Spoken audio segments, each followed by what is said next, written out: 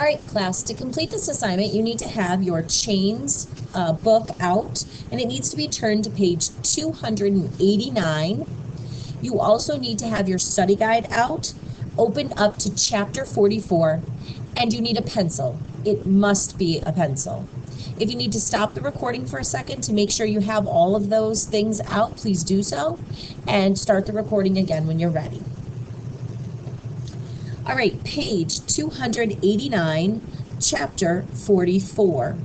Saturday, January 18th, 1777. That the question was not whether, by a Declaration of Independence, we should make ourselves what we are not, but whether we should declare a fact which already exists. Thomas Jefferson about the writing of the Declaration of Independence. I folded the map and pass, blew out the candles, and crept down the stairs. I took the scissors out of the sewing basket in the kitchen and snipped the threads of the hem of my cloak. I opened the map flat, inserted it between the lining and the woolen layer, then quickly sewed the hem. Next, I dressed myself in all of my clothing, 2 shifts and 2 skirts, my cloak, shawl, and the blanket from my pallet. I took a basket from a high shelf and loaded it with bread, hard cheese, and a piece of dried beef I cut from the slab that hung in the pantry. As I put the beef back, I studied the loose board in the back of the pantry. I pried it up and removed the lead piece from the king's statue and my cloth packet of seeds. After some consideration, I took out common sense, too, and stuck all of it in the pocket I wore under my skirt alongside the false pass. Stop the tape. Answer question number 1. Why does Isabel gather all of her belongings? All right, we're at the top of page 290. I walked down the hall, reached for the handle of the front door, and stopped. Lady Seymour lay in the silent parlor. I doubted anyone had thought to put wood on the fire for her. That was my chore. Nope, not anymore. I was quit of this place. I reached again for the handle, but she was alone, old and maybe freezing. It would only take an instant. I stepped into the parlor. Lady Seymour lay in her bed, her eyes closed, the covers barely moving. Her fire was near burned down to ash.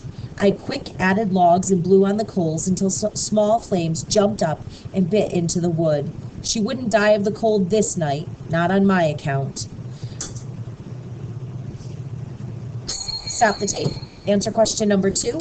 How does Isabel's relationship with Lady Seymour affect her actions before she leaves the Locktons' home? All right, we're in the middle of page 290. I was halfway to the door when I saw her silk reticule hung from the back of a chair. There were coins in that bag, coins that would help a girl set on walking to South Carolina. But that was stealing from somebody who had showed me kindness. But she stood by when Ruth was taken, and she returned me to Madam. But taking her money was still stealing.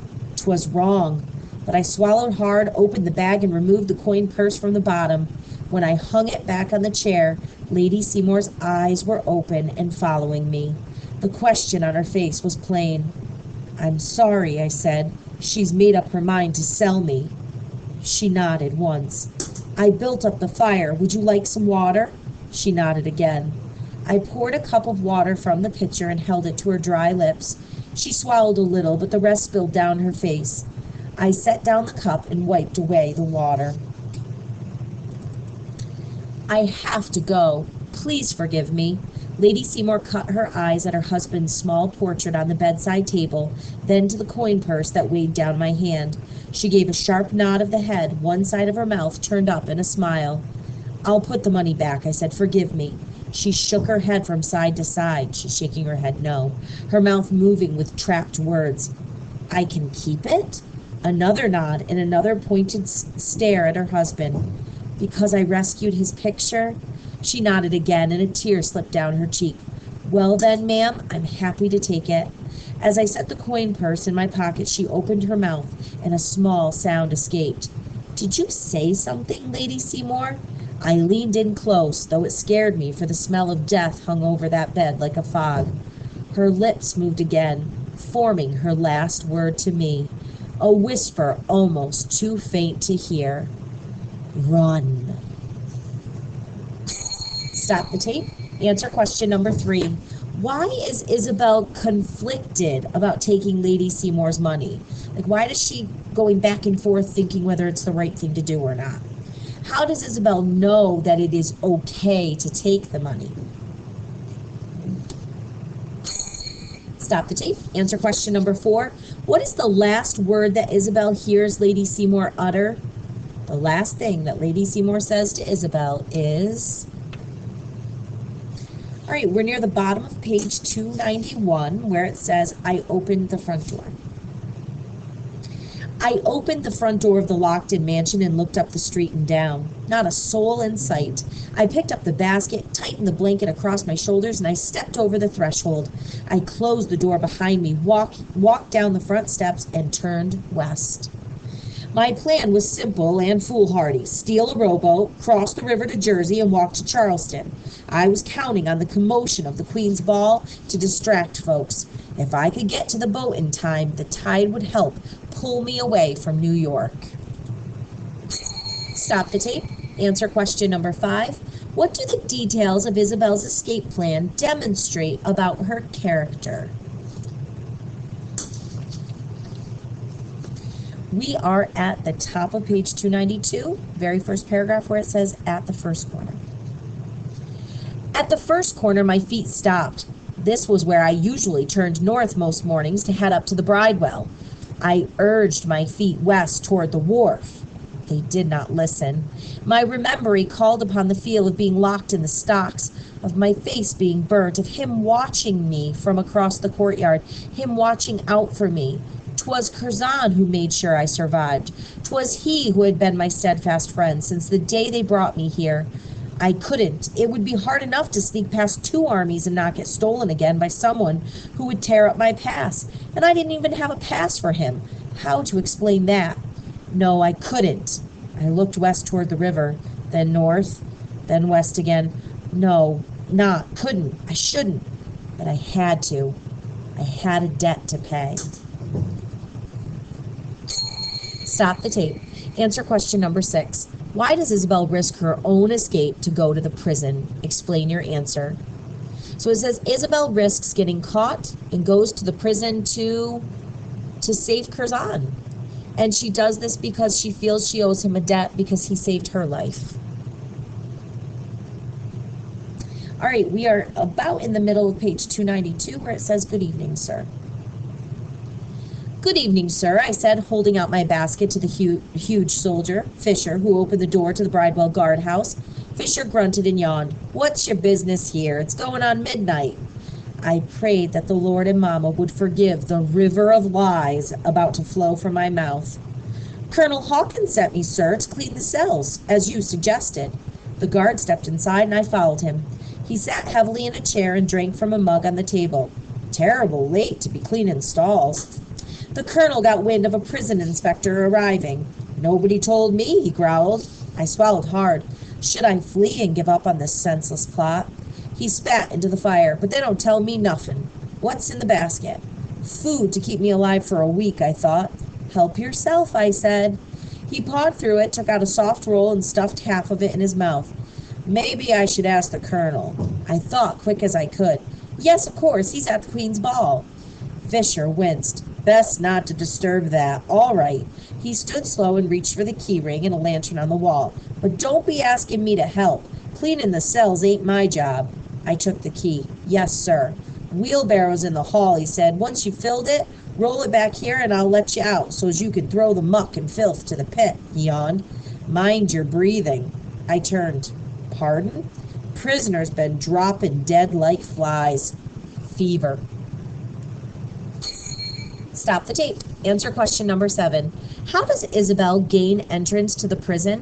What warning does Fisher offer? We're now near the bottom of page 293 where it says, the men in the first cell.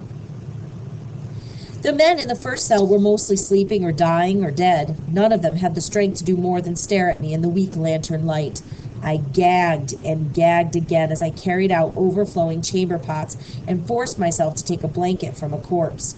Hurry, I screamed inside. Hurry, or it will be too late. Fisher looked up and chuckled as I passed back through the guardhouse with the wheelbarrow. I pitched the filth into the pit behind the prison and prayed it was not going atop any corpses. Before I went back inside, I cleaned off my hands in a snowbank. My teeth rattled with the cold. "No fun, is it?" the guard asked as I passed through again. He pulled at the blanket around his shoulders. "Hurry up now, I need me sleep." "Yes, sir." I wiped my hands on my skirt. "Almost done, sir." I did not open the door to the second cell nor the third. I set the lantern in the wheelbarrow, pushed it down the hall to the fourth door on the right, and held my breath as I unlocked it. The stench was overpowering, then unwashed for months, and puke and muck and rot that was eating living flesh. 24 pairs of eyes watched me, burning in skull-like faces. No one spoke. I stepped inside and held the lantern higher. The faces were new to me, men and boys who had been moved in here after Curzon's original companions died.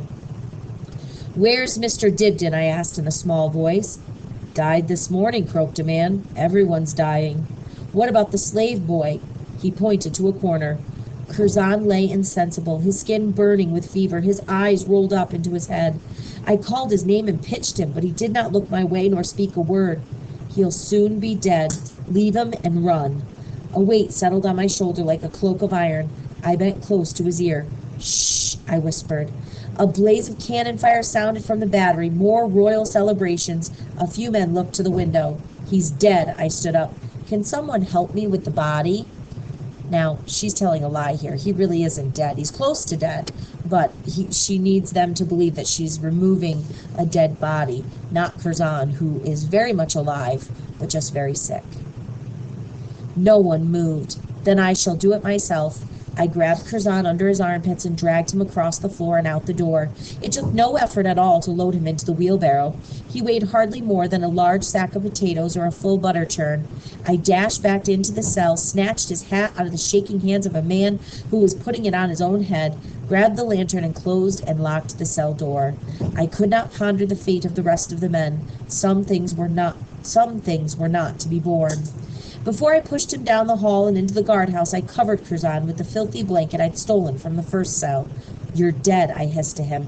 "No noise." In the guardhouse, Fisher was sitting on his bed, leaning against the wall and snoring. He roused some as I shut the door to the cells. "Got a nasty load," I said. "Might take a bit to bury it." He nodded, already half asleep. As I pushed the wheelbarrow into the night, my legs shook so hard I thought sure they'd set the earth to trembling and bring the whole building crashing to the ground. Stop the tape. Answer question number 8.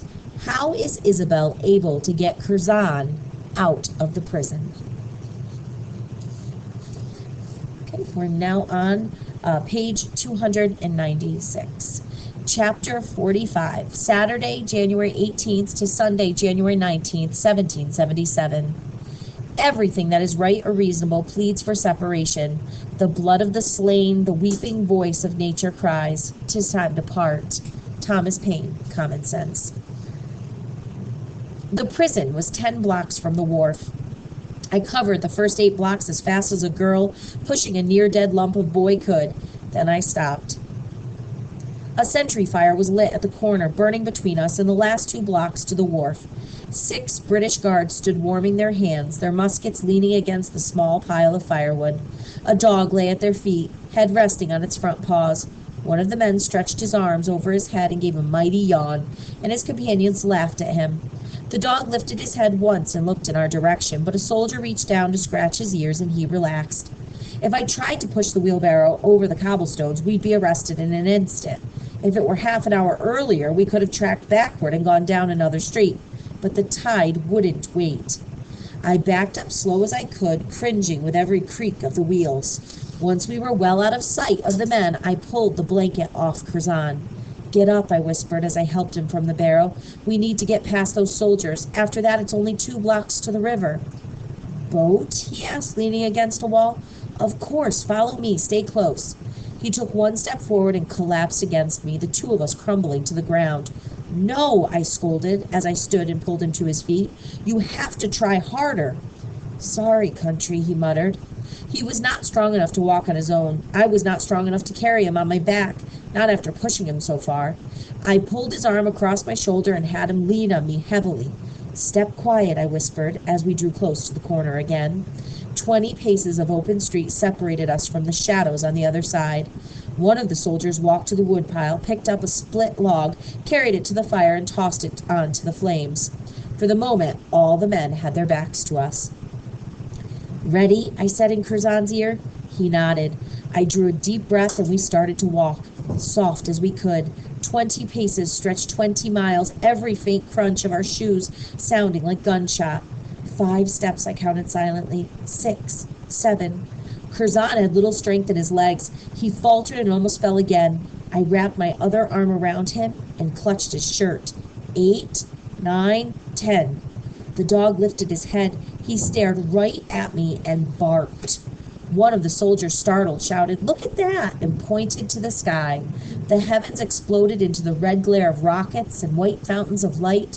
Curzon and I stood as if planted, amazed at the sight of the fireworks being shot off in honor of Queen Charlotte. The dog barked furiously in our direction, but the soldiers were all staring at the illuminations above. The noise rolled up, booms that sounded like thunder and cannons. The men all smiled and laughed at the spectacle. I dragged Curzon across the street and down the last 2 blocks to the wharf. It was dark, no watch posted as I had hoped. "Thank you, Mama," I muttered as we crawled into a rowboat. Curzon groaned. "What you say?" I untied us from the wharf. Never mind, but he was already insensible again. I picked up the oars. Stop the tape. Answer question number 1. How do Isabel and Curzon escape? We're on the middle of page 298. I rode that river. I rode that river like it was a horse delivering me from the devil. My hands blistered. The blisters popped. They reformed and popped again. I rode with my hands slick with blood. My back, my shoulders, my arms, they pulled with the strength of 1,000 armloads of firewood, split and carried, of water buckets toted for miles, of the burdens of every New York day and New York night boiled into 2 miles of water that I was going to cross. Set after set of the Queen's fireworks exploded over the roofs of the city, over Canvastown, over the mansions that held the King's subjects in their ball gowns and fancy dress uniforms. Her fireworks blasted off and everybody gazed into the sky, and I rode and rode and rode past their homes, aside their warehouses, underneath their cannons, and out into the open harbor between New York Island and Jersey. My wits wandered some. About the time my hands started bleeding. Tongues of fog oozed across the water and curled around the bits of ice that we floated past. I saw in the fog the forms of people. They never came close enough that I could see their faces. Once I reached out, feeling a warm presence, but I near tipped the boat over and had to grab for the oar before it slid away. My hands plunged into the icy water, and I rowed and rowed, but it didn't hurt after that, because my hands had frozen. I rowed, and the tide pulled, and the ghosts who could indeed travel over water tugged my boat with all their strength. My eyes closed, and the moon drew me west, away from the island of my melancholy. Stop the tape. Answer question number 2. While rowing across the river, Isabel says that she sees people in the fog. Who does Isabel see, and what does she learn about ghosts? So Isabel says that she sees ghosts from her past, from people who are sort of lighting her way on the boat to get to freedom. And she learns that ghosts really can travel over water because she feels like they're helping her.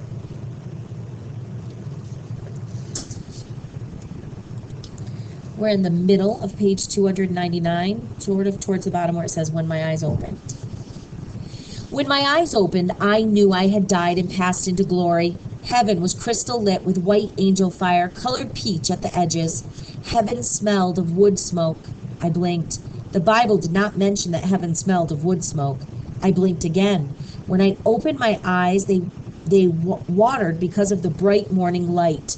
The rowboat had come ashore in a tangle of bushes that overhung a small bank at the side of the river. The branches overhead were all coated in ice. I was coated in ice, too, that fractured and cracked as I moved. I looked to the water then, to the rising sun, then to the water again. I looked around me. No houses, no ships, no wharves. The river was narrow and flowing out to sea south. The sun rose beyond the water at the other side of the river. I was on the west bank. I was in Jersey. I had set myself free. I wiped at the water that flowed down my cheeks and kicked at the stinking bundle at the bottom of the boat. "You alive?" I asked. The bundle groaned and pushed aside the shredded blanket. Curzon lifted his head enough to look at me, sitting there with a fool grin on my face. "Where are we?" he asked in a thin voice. "I think we just crossed the River Jordan." I stood up, steadied myself as the boat rocked a bit, and offered him my hand. "Can you walk?" Stop the tape. Answer question number 3. What is the significance of Isabel's statement that they have crossed the River Jordan? First and foremost, they have not really crossed the River Jordan. But we talked about this before. What does the River Jordan symbolize? And why would she be mentioning that to Curzon right now at this point in the story? Go ahead and write it on your paper. We'll review it tomorrow. This is the end of the recording for Chains, chapters 44 and 45.